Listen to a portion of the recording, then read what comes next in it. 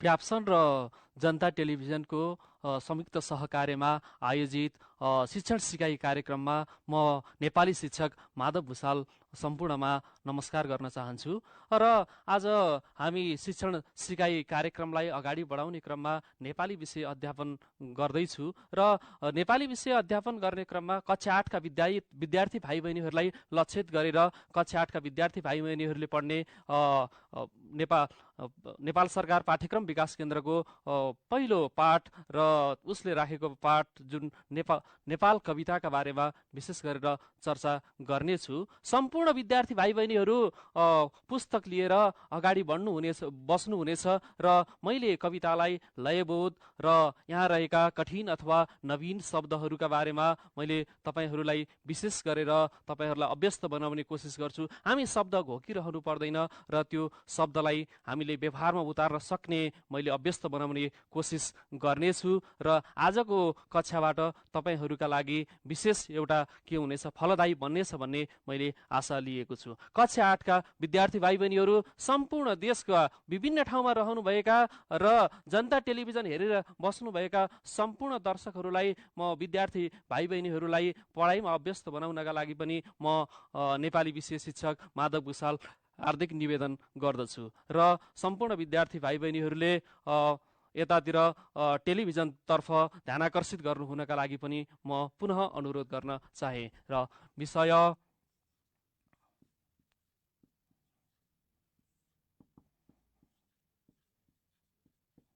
नेपाली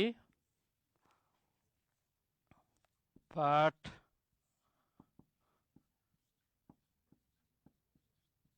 नेपाल कविता। हामीले यसको विशेष गरेर लयबोध,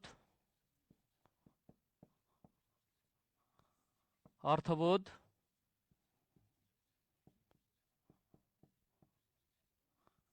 अनि वाक्यमा प्रयोग गर्न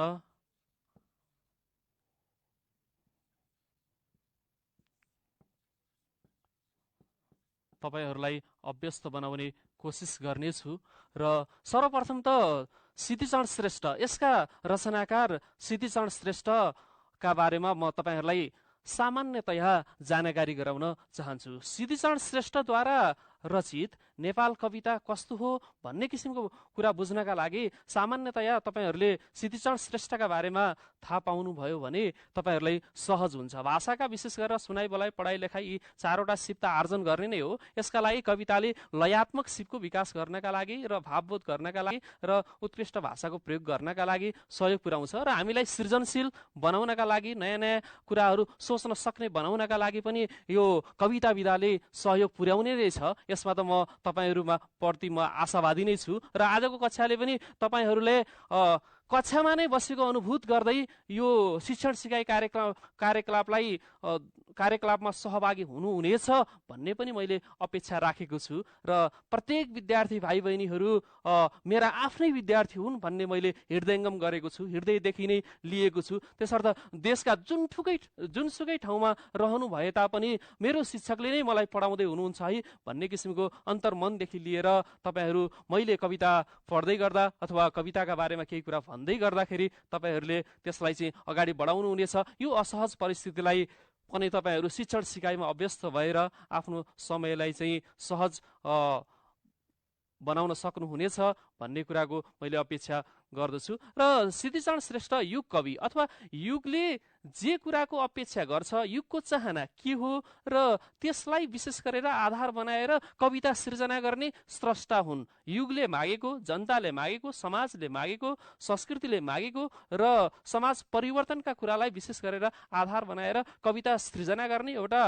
कवि हुन् अथवा स्रष्टा हुन् र के हुन्, रचयिता हुन् अथवा रचनाकार हुन्। यो कुरा चाहिँ तपाईहरूले बुझ्न आवश्यक छ। कविता तपाईहरूले पढ्दै गर्दाखेरि रचनाकार, कवि अथवा स्रष्टा यी जुनसुकै शब्द पनि तपाईँहरूले प्रयोग गर्न सक्नुहुन्छ। कसैले कविको ठाउँमा स्रष्टा भनेर प्रयोग गर्नुभयो भने पनि जसले सृजना गर्छ, सृजना गर्ने व्यक्ति के हो, स्रष्टा हो। र सिद्धिचरण श्रेष्ठले 1990देखि नै कविता यात्रा प्रारम्भ गरे। भुइँचालो शीर्षकको कविताबाट उनले कविता लेखनलाई अगाडि बढाएको पाइन्छ र उनका कविता ले सिद्धिचरण श्रेष्ठका कविता सङ्ग्रह तपाईँहरूले कक्षा 7मै पढ्नुभयो भाइ बहिनी हो, तपाईँहरूले सायद बिर्सिनु भएको छैन होला 7 कक्षामा पढेकै कवितालाई है, परिचय कविता पढ्नुभयो। त्यो परिचय कविता पढ्दाखेरि पनि कस्तो किसिमको भाव उनमा रहेको थियो, कस्तो किसिमको भाव व्यक्त थियो त्यो कवितामा तपाईँहरूले पनि बुझ्न सक्नुहुन्छ।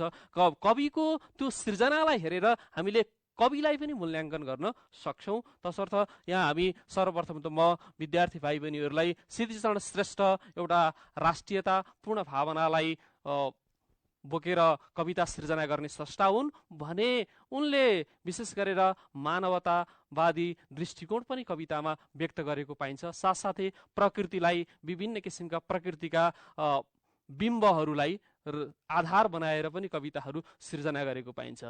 जस्तै प्रकृतिका कुनै पनि विषयवस्तुलाई आधार बनाउने र त्यसबाट आफूले व्यक्त गर्ने कुराहरू भन्ने त्यो शैली चाहिँ सिद्धिचरण श्रेष्ठमा रहेको छ। र सिद्धिचरण श्रेष्ठको उपजाति छन्दमा रचित नेपाल कविता, विशेष गरेर छन्द भनेको के हो भन्दा वेदमा पनि भन्ने गरेको छ कि वेदमा पनि छन्द भनेको पाउ जसरी खुट्टा हिँड्ने गर्छ त्यसरी नै खुट्टाले हिँड्ने गर्छ, त्यसरी नै छन्द भनेको पनि कविताको बगाई हो। त्यो कहाँनिर रोकिने र कहाँनिर अगाडि बढ्ने त्यो कुरा पनि हामीले छन्दलाई चाहिँ विशेष ध्यान दिएर कविता वाचन गऱ्यौँ भने कविता वाचन अथवा त्यो लयात्मक आफ्नो सिपको चाहिँ विकास गराउन सकिन्छ। यसले पक्कै पनि तपाईँहरूलाई सहयोग पुर्याउनेछ। र आजको कक्षाबाट यो परिचय कविता पुनः तपाईँहरूले दोहोऱ्याएर फेरि अध्ययन गर्नुपर्छ भन्ने मलाई लाग्दैन। यसले चाहिँ तपाईँहरूलाई त्यति फाइदा दिन्छ भन्ने मैले अपेक्षा राखेको छु। र उपजाति छन्दमा रचना गरिएको कविता भएका कारणले यसको प्रत्येक अंशमा नै विश्राम हुन्छ है, एउटै अंशमा अथवा चरणमा नै विश्राम हुने गर्छ। बीचमा हामी कहाँनिर रोकिने भन्ने अरू चाहिँ त्यसमा चाहिँ कुनै सोच्नुपर्ने आवश्यकता हुँदैन। एउटा चरण छ भने एउटा चरणको अन्तिममा नै विश्राम हुन्छ। र सर्वप्रथम म विद्यार्थी भाइ बहिनीहरूलाई आदर्श वाचन गर्छु र म सँगसँगै आदर्श वाचन सँगसँगै तपाईँहरू अनुवाचन पनि गर्न सक्नुहुन्छ। अनुवाचन भनेको सँगसँगै गरिने वाचन है, म सँगसँगै पनि वाचन गर्न सक्नुहुन्छ है। नेपाल प्यारो र पसेस भनेको के? सबै अथवा समस्त।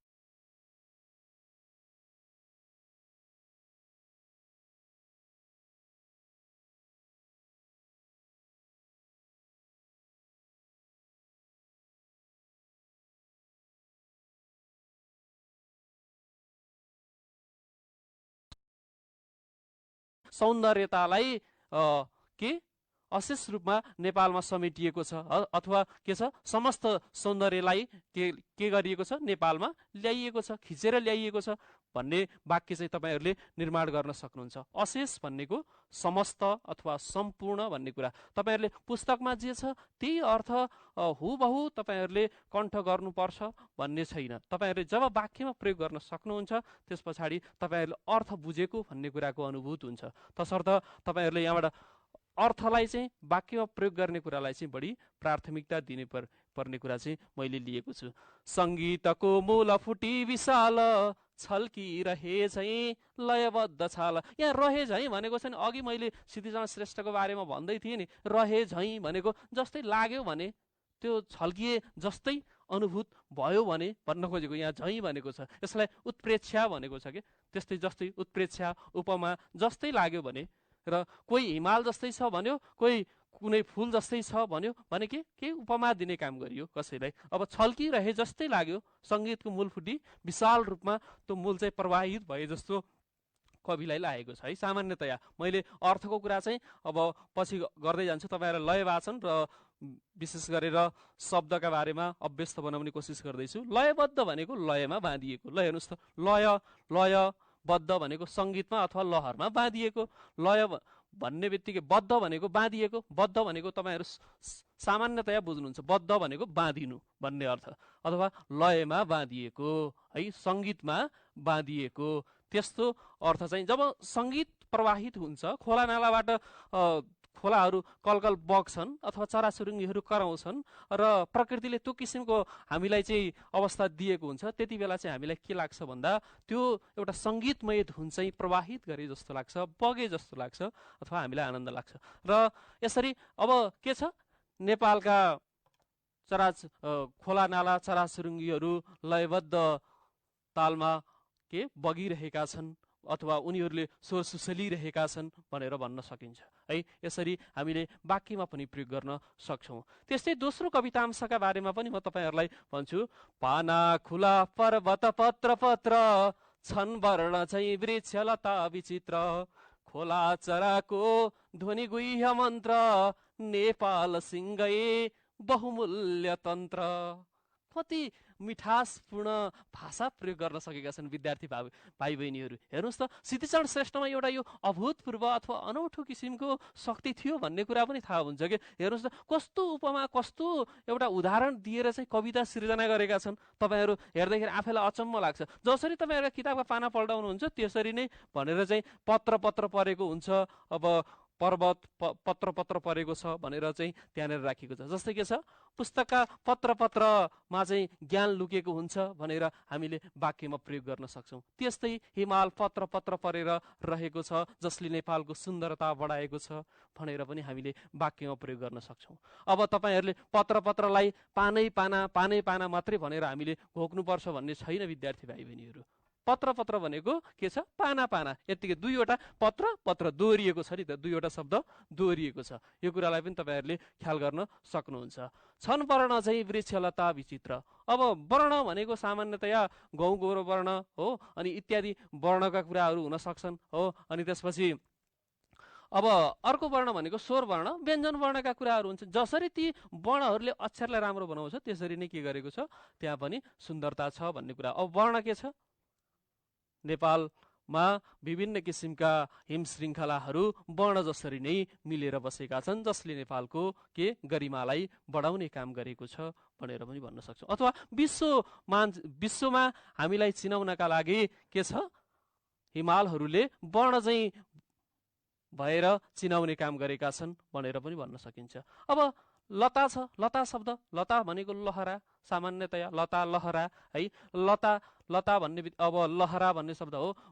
वन जङ्गलमा लता र वृक्षहरूले वन जङ्गललाई घनीभूत गराएका छन् अथवा वन जङ्गललाई के बनाएका छन् सुन्दर बनाएका छन् भनेर पनि हामीले भन्न सक्छौँ है।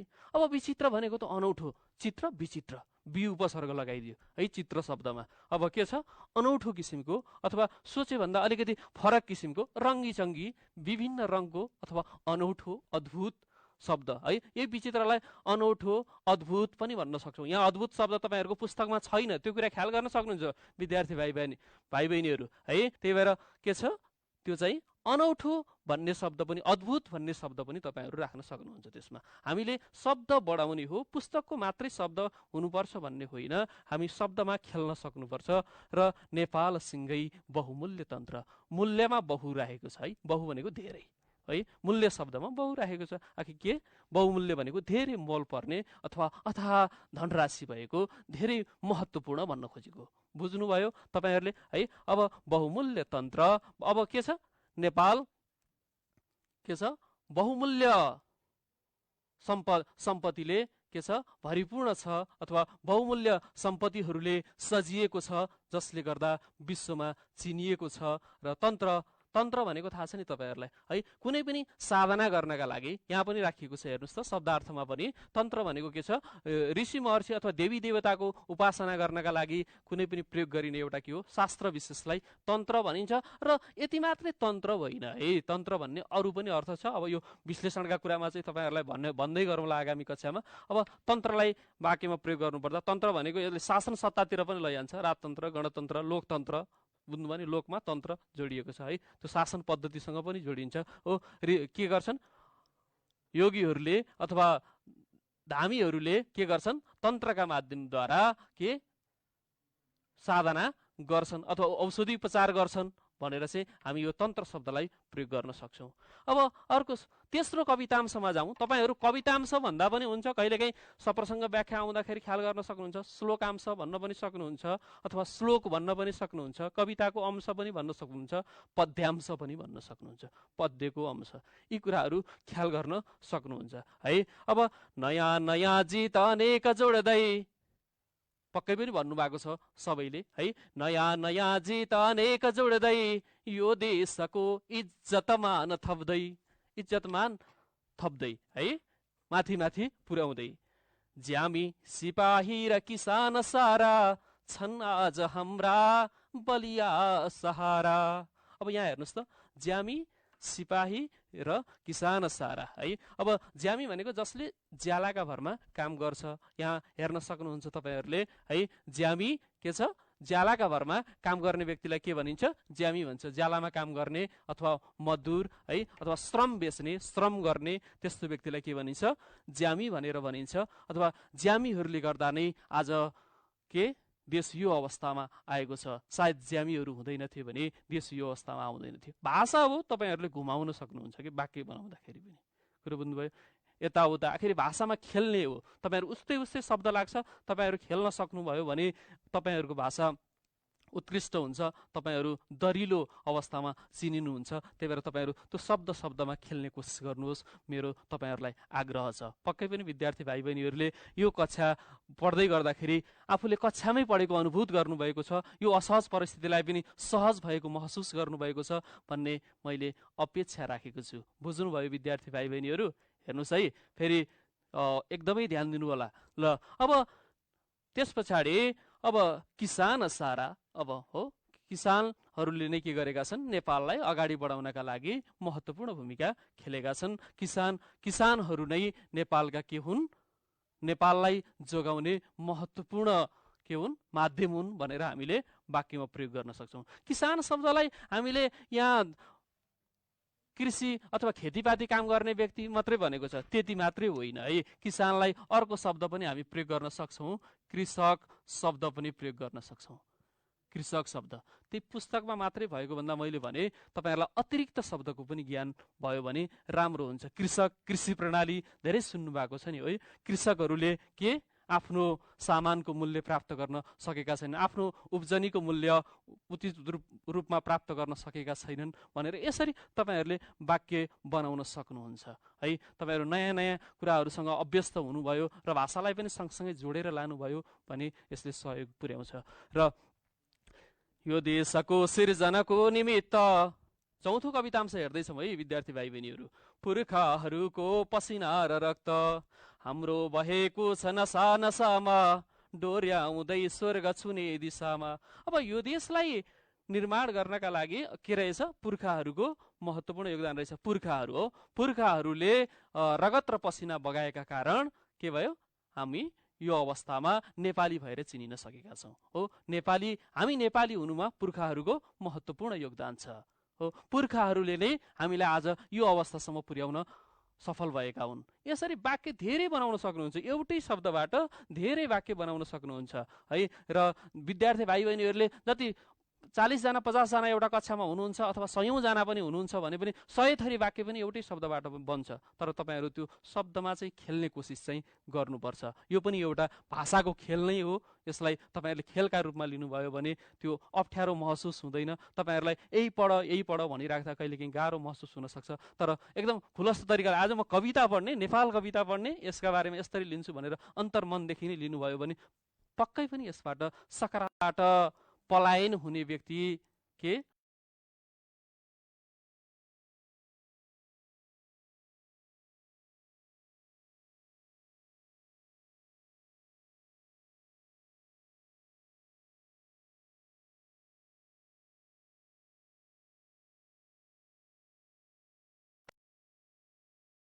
बहने अशेष। अब त्यसरी नेपाल प्यारो र पवित्र देश, सौन्दर्य धारा बहने अशेष, सङ्गीतको मूल फुटी विशाल, छल्किरहे झैँ लयबद्ध छाल।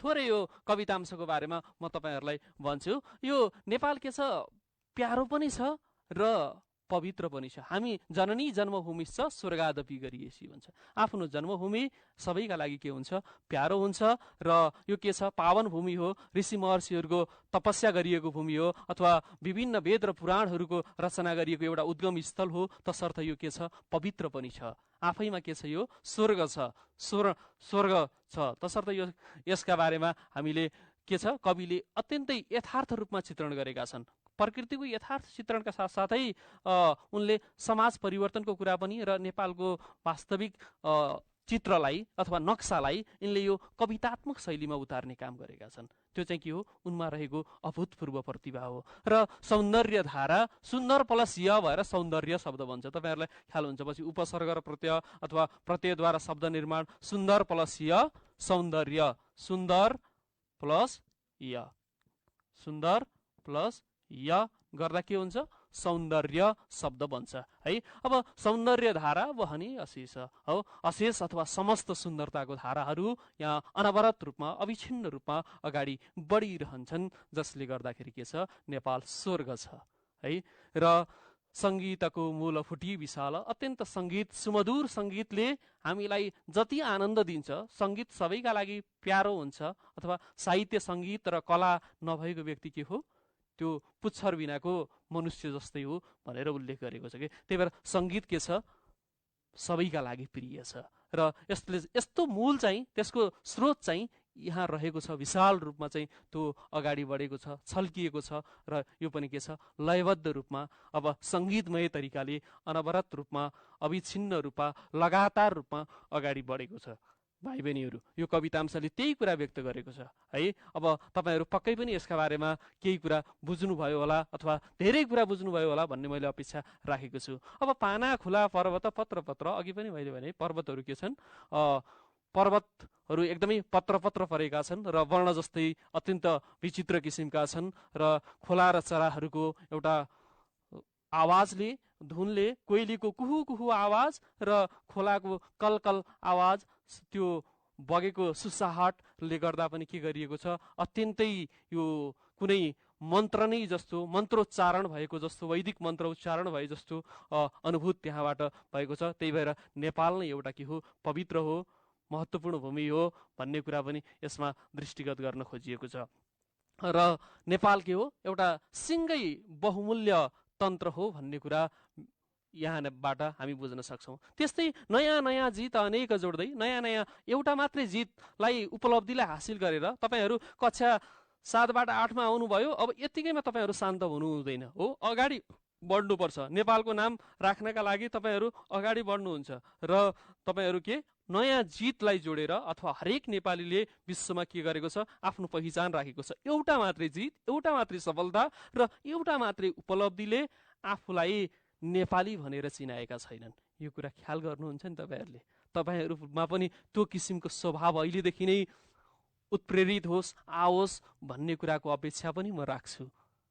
र ज्यामी सिपाही र किसान सारा, यो देशलाई यो अवस्थासम्म पुर्याउनका लागि, यो देशलाई स्वर्णिम बनाउन, स्वर्गतुल्य बनाउन, महत्त्वपूर्ण बनाउनका लागि ज्यामीले, सिपाहीले देशको रक्षा गरेर र किसानले अन्न उब्जानी गरेर, तपाईँहरूलाई थाहा छ नि, देख्नुभयो यो अवस्थामा, यो देशमा बन्दाबन्दीको अवस्थामा पनि ख्याल गर्नुभएको छ, किसानहरूले यदि उत्पादन नगरिदिएको भए हाम्रो अवस्था के हुन्थ्यो होला भन्नुहोस् त। त्यसै पनि एउटा मानसिक रूपमा प्रताडित अनि अरू कुराबाट पनि पछाडि हट्नु परेको भए कस्तो अवस्था हुन्थ्यो, खानेकुराहरूबाट समेत। त्यही भएर किसानहरूको कस्तो भूमिका छ भन्ने कुरा तपाईँहरूले त्योबाट पनि महसुस गर्नुहुनेछ भन्ने मैले अपेक्षा राखेको छु।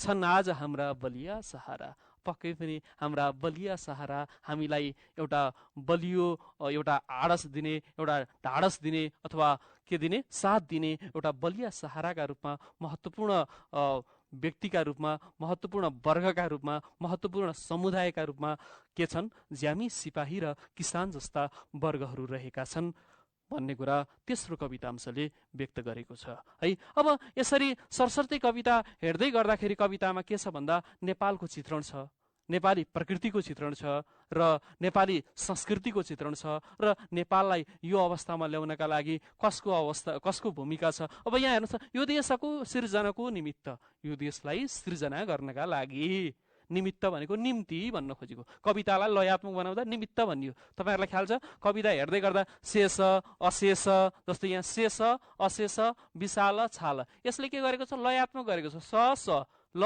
ल, यसले के गरेको छ? लयात्मक ल्याएको छ कवितामा, अत्यन्तै उच्चारण गर्न सहज बनाइदिएको छ। त्यस्तै हेर्नु, पत्र पत्रमा त्र आएको छ यहाँ, अनि विचित्रमा पनि त्र आएको छ, त्यस्तै मन्त्रमा त्र आएको छ, तन्त्रमा पनि त्र आएको छ। यसले के गरेको छ? कविता उच्चारण गर्दाखेरि सहज होस्, कविताको प्रस्फुटन, सस्वरवासन सहज किसिमले होस्, र त्यसलाई भनेर कविले शब्दहरू छानी छानी बिनी बिनी लिने काम गरेका छन्, जसले यो कवितालाई के गरेको छ, लयात्मक बनाउन सजिलो पुर्याएको छ। तपाईँहरूलाई पढ्नखेरि पनि अब गीति कविताहरू पनि धेरै मात्रामा सिद्धिचरण श्रेष्ठले लेख्ने भए सिर्जना गर्ने भएका कारणले गर्दा नेपाल कवितामा पनि त्यसको स्वरूप त्यसको छाया हामीले पाउँछौँ है। र यति भन्दै म विद्यार्थी भाइ बहिनीहरूलाई आजको कक्षामा तपाईँहरूलाई लयबोधका बारेमा र सामान्य दुईवटा तीनवटा कवितांशका बारेमा अर्थबोध पनि सार रूपमा तपाईँहरूलाई भने र वाक्यमा प्रयोग गर्ने तरिकाका बारेमा पनि केही अभ्यस्त बनाउने कोसिस गरेँ र आगामी कक्षामा तपाईँहरूलाई यस कविताका बारेमा अथवा अन्य पाठका बारेमा म चर्चा गर्ने नै छु र तपाईँहरू पनि घरमा बसेर यसलाई अभ्यास गर्नुहुनेछ र आगामी दिनमा तपाईँहरूले यसबाट तपाईँहरूलाई म घरको कार्य गृह कार्य दिन सक्छु। तपाईँहरूले यसबाट 5वटा प्रश्न बनाउन सक्नुहुन्छ। 5वटा कवितांशबाट 5वटा प्रश्न बनाउन सक्नुभयो भने तपाईँहरूले यसको विषयवस्तु बुझेको बारेमा पनि थाहा हुन्छ। त्यही भएर कृपया सम्पूर्ण विद्यार्थी भाइ बहिनीहरू यो कविताबाट गृह कार्यका रूपमा यसबाट 5वटा प्रश्न निर्माण गरिदिनुहोस्। प्रश्न निर्माण गरिदिनुभयो भने तपाईँलाई विषयवस्तुका बारेमा पनि ज्ञान हुन्छ र साथसाथै यसलाई कवितालाई शुद्ध उच्चारण गर्न पनि प्रयत्न गर्नुहुनेछ भन्ने मैले आशा लिएको छु। यति भन्दै आजको कक्षाबाट म माधव भुसाल बिदा हुन चाहन्छु। हस्त नमस्कार।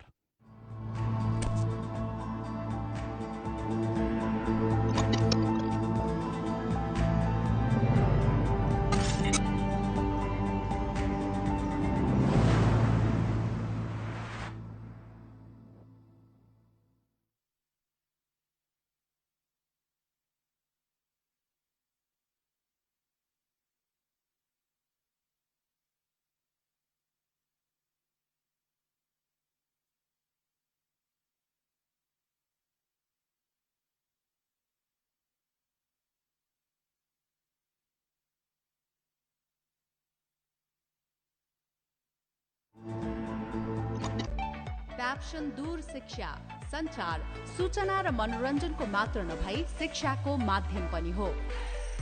घरमै सम्भव छ विद्यालयको पढाइ। टेलिभिजनमै आउनुहुन्छ तपाईको विचार मेरो विचार, हामी सबैको विचार, विचारको जगबाट मानव समाज र सभ्यताको विस्तार, एक सार्थक संवाद। द भ्यू अर्थात विचार मन्थन, हरेक आइतबार राति 8:45 बजे मात्र जनता टेलिभिजन। उस्तै उस्तै पानी बग्ने धेरै धेरै खोला पाइन्छ तर